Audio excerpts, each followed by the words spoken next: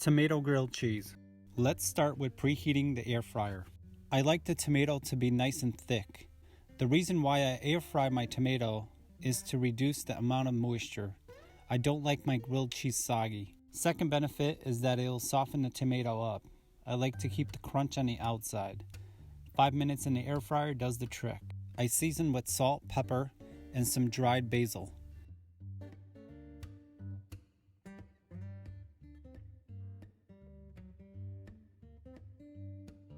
$350 at 5 minutes. If you find this video helpful, hit the like button.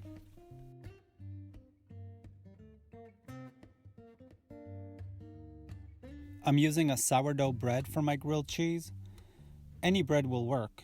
I start by buttering one side, then I cut the slice in half. This makes it nice as it ensures that I have two matching sides.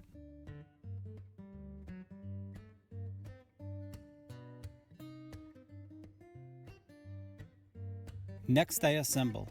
I start by placing the bread butter side down. I'm keeping the butter on the outside of my sandwich. This helps the bread get nice and crispy. Remember, crunch on the outside.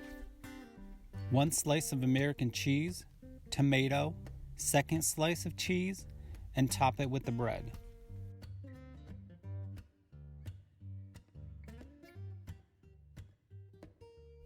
Air fryer is set to 350 degrees for 10 minutes. I'm going to flip halfway.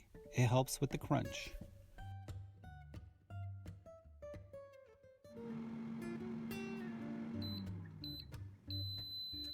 "10 minutes are up. I'm going to let it cool and dig in. Consider subscribing for future videos.